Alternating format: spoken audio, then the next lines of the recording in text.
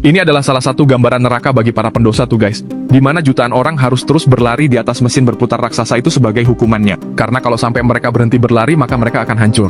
Dan kalau mereka terjun ke dalam air, maka akan jadi santapan ikan tuh. Pria bernama Kim ini adalah seorang petugas pemadam kebakaran. Di sepanjang hidupnya, dia selalu dedikasikan untuk menyelamatkan banyak nyawa meskipun dirinya sendiri dalam bahaya. Suatu hari, Kim berusaha menyelamatkan seorang gadis kecil dengan melompat dari lantai 20 sebuah gedung.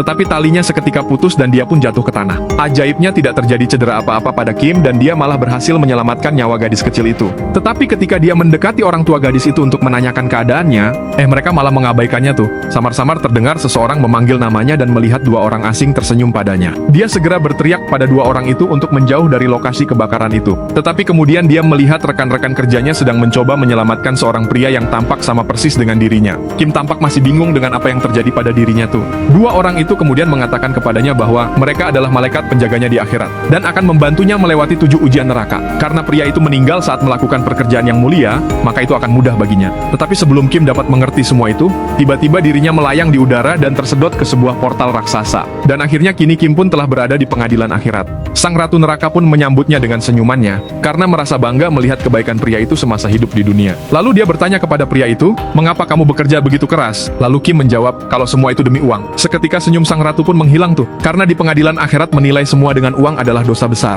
Segera sang ratu memerintahkan untuk mengirim pria itu masuk ke neraka tingkat pertama untuk dihukum. Melihat itu, malaikat penjaganya segera terjun dan menahan rakit Kim dan kemudian menampilkan cermin kehidupan. Ia meminta ratu untuk melihat keseluruhan perjalanan hidup pria itu. Ternyata Kim memiliki 5 pekerjaan sepanjang hidupnya. Setiap hari setelah pulang bekerja, dia akan pergi ke restoran untuk bekerja lagi sebagai pelayan. Di akhir pekan, dia bekerja mengantarkan barang, membersihkan kamar mandi, dan juga sebagai sopir. Itu semua Kim lakukan untuk menghidupi ibunya dan membiayai adik laki-lakinya yang masih sekolah. Melihat itu, Ratu Neraka pun tersentuh dengan perjuangannya si Kim dan membebaskannya.